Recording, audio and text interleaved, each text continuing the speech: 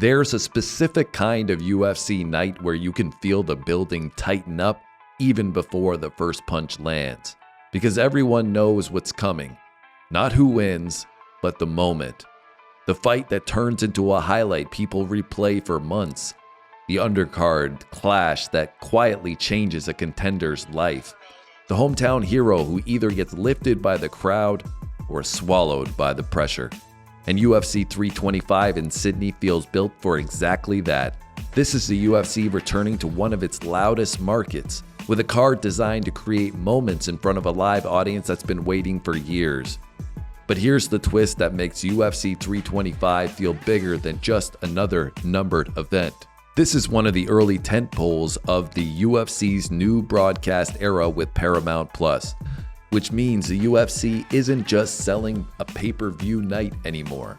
They're selling attention, they're selling momentum, they're selling the reason you stay subscribed next month.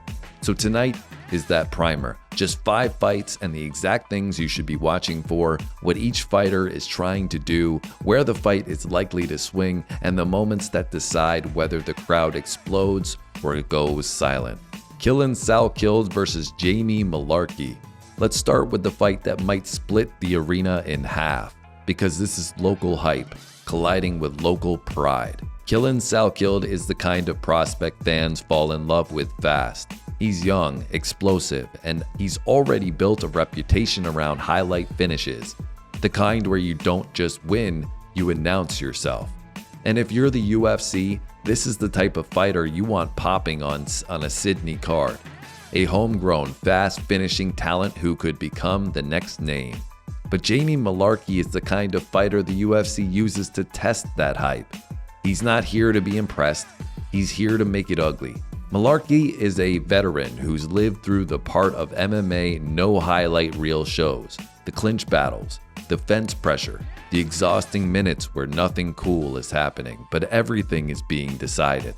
And because this fight changed late, it adds another layer. This is the kind of matchup where preparation matters, but attitude matters too. So what should you actually watch for? First, the opening 2 minutes. Salkild's entire brand is early explosion. If he's gonna make the crowd levitate, it happens early. Fast hands, sharp kicks, big moments. Mullarkey's job is a survival first. He needs to stay upright, stay composed, don't give the prospect the clean look. Second, does Mullarkey force the ugly fight? If you see him press Salkilld toward the fence, clinch, lean, dirty box, make him carry the weight, that's the veteran plan. Because prospects look unbeatable in clean fights. They look human when it gets messy. And third, deep water. If this fight stretches longer than Salkilld is used to, you're gonna learn a lot. Does Salkilld keep his composure? Does he keep defending responsibly? Does his output stay sharp or does it start to fade? And that's why this fight is so important for the Sydney crowd. It's not just who wins, it's whether the hype survives contact with reality. Because if Salkilld smokes a respected veteran, Sydney gets a new star. And if Mullarkey drags him into the grind, that tells you what Salkilld still needs before he reaches the top. And once you understand that tension, the hype versus the grit, the next fight makes even more sense. Because it's not another kind of test, it's only this time the test is physical, and that's at heavyweight. We move to Tuivasa versus Tallison Teixeira. Heavyweight fights have a rule. At some point, technique has to negotiate with physics. Tuivasa is a fan favorite because he fights like he's trying to shorten time. He wants the pocket. He wants chaos. He wants a clean shot that turns the night into a party. And Tallison Teixeira is the kind of heavyweight prospect that the division keeps producing. Huge frame, massive reach, ridiculous power, and the confidence that comes with being bigger than almost everyone. This is the kind of matchup that looks simple on paper. Teixeira should keep it long. Touch from the outside, use the reach, and make Tuivasa pay every time he tries to enter. Tuivasa should do the opposite. Crash the distance, force pocket exchanges, and make the tall man fight in the phone booth range. So what should you watch for? Number 1, Teixeira's discipline. The first 30 seconds will tell you everything. Is he jabbing? Is he touching and moving? Is he using range like he's supposed to? Or is he winging power shots like he wants that viral clip? Because heavyweight prospects often lose fights when they get excited. They smell the finish and they abandon the long game. And that's when Tuivasa becomes dangerous. Our second thing to watch for is Tuivasa's entries. Is he blitzing in with his chin high and his feet square?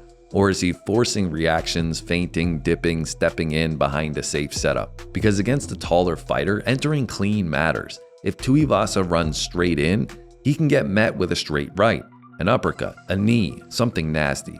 And the third thing we watch for is the first clean connection. At heavyweight, the first clean shot changes the psychology of the entire fight. If Tuivasa lands first, suddenly Teixeira's confidence becomes a question. If Teixeira lands first, Tuivasa's durability becomes a question. And the Sydney layer matters here too. Tuivasa is fighting at home, with a crowd that's desperate to explode. That kind of energy that can lift you or it can make you rush. So don't blink on this one, because heavyweights don't give you time to figure it out. They just give you a moment.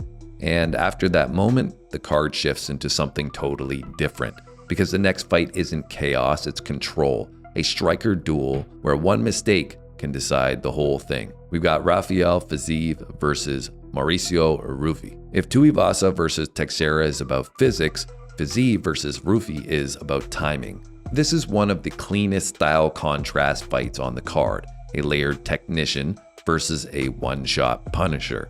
Fiziev is the type of striker who wins by building patterns, feints, stance switches, body kicks, combination work. He doesn't just hit you, he makes you react and then he punishes the reaction. Ruffy is the opposite. He's comfortable letting you lead because he wants the counter. He wants the moment you step into range 1 inch too far. He wants the one shot. So what should you watch for? The first thing is the early data war. This fight starts like chess. A few feints, a few range checks, a few touches that look meaningless until you realize they are everything. Whoever wins that information battle early tends to win the middle of the fight. So the second thing we're going to look for is the leg kick story. If Fiziev starts chopping the lead leg, it's not just damage, it's control. It slows movement, it changes stance, it changes exits. But leg kicks also have a risk. They can be countered hard. And countering a kick is one of the cleanest ways to land a straight right hand. So if Fiziev kicks, watch Ruffy's hands. Is he just taking it, or is he loading a counter every time? The third thing we watch for is who's leading. If Fiziev leads too much, he gives Ruffy the opportunities he wants. But if Ruffy leads too much, he might walk into the layered traps that Fiziev is building. So that's why this fight is so tense. Both men have a style that makes sense. And both men have a style that punishes one mistake. This is the type of fight where halfway through round 2, you suddenly realize you've been holding your breath. And after a fight like that, UFC 325 turns up the intensity again, because next we get the fight that feels like it's designed to be fight of the night. Dan Hooker versus Benoit Saint-Denis. If Fiziev versus Ruffy is about precision, well, Hooker versus Saint-Denis is about survival. This fight is a storm warning. Dan Hooker is a veteran who has lived through wars. He knows how to fight tired, he knows how to fight hurt, he knows how to pull people into ugly minutes where experience matters. And Benoit Saint-Denis is the kind of pressure fighter who makes minutes feel expensive. He doesn't just want to win, he wants you to drown. So what should we watch for here? Number 1, where Hooker's feet are. If Hooker's back is drifting toward the fence early, that's a danger sign. That's where Saint-Denis can crash into clinch positions, change levels, and make grappling happen. Hooker wants open space. Saint-Denis wants collision. So the second thing we watch for is the first defensive exchange. If Hooker can punish entries, a knee, an uppercut, a check hook, he can make Saint-Denis hesitate. And hesitation is everything against a pressure fighter. But if Saint-Denis gets comfortable eating shots and walking forward, Hooker is going to be spending the night defending his hips and his back. The third thing we're going to watch for is the pace curve. Saint-Denis is the kind of fighter who starts fast and tries to end it. If it doesn't end, does the pace stay relentless or does it dip? Hooker has proven he can be there late. Saint-Denis has proven he can force chaos early. So the fight becomes a question of identity. Can Hooker turn pressure into fatigue, or does Saint-Denis turn durability into surrender? And because it's Sydney, Hooker is going to have a crowd behind him that reacts to every moment. That's a gift, and it's a trap, because crowd energy can pull veterans into chasing moments, and chasing moments is how pressure fighters get you, which brings us to the last chapter. Because once you've watched 4 fights built around hype, chaos, precision, and pressure, the main event makes more sense. Alexander Volkanovski versus Diego Lopes 2. This rematch exists because the first fight gave us 2 truths at the same time. Truth 1, Diego Lopes is dangerous enough to hurt Volkanovski. He dropped him. He had moments where the title felt like it could change hands. And truth number 2, over 25 minutes, Volkanovski separated himself with pace, output, and adjustment. And the numbers from their first fight are the kind of numbers that don't usually happen in elite title fights. 158 significant strikes for Volkanovski, 63 for Lopes. That's not a close fight disguised as a robbery. That's a championship performance built on minute winning. So the question for the rematch isn't can Lopes win, it's what changes before the fight becomes Volkanovski's fight again. Because Volkanovski's whole system is built around suffocating the clock. High output, varied looks, constant reset pressure, and a pace that turns the later rounds into attacks. And Diego Lopes is built around a different kind of threat, explosiveness, reach, and the ability to turn a single exchange into an ending. So as you watch the fight, watch these 3 things. First, Lopes's early decision making. Does he hunt the one big punch again, or does he fight more freely, mixing attacks, staying composed, using tools other than the kill shot? Because if Lopes turns into a headhunter again, Volkanovski's system eats headhunters alive. Volk banks minutes while you wait for the perfect moment that never comes. The second thing to watch for is Volkanovski's risk management. Does Volk stay disciplined, jab, leg kick, move, reset? Or does he get drawn into exchanges where Lopes's power becomes real? Because Lopes doesn't need to win the fight, he just needs to win a moment, and moments happen when champions get comfortable. The third thing we watch for is the round 4 and 5 story if we get there. This is where Volkanovski makes his living. Championship rounds are where his expertise turns into control. If Lopes is still sharp late, if his accuracy and output don't drop, if he's still dangerous in the 4th and the 5th, that's when you know this rematch is truly different.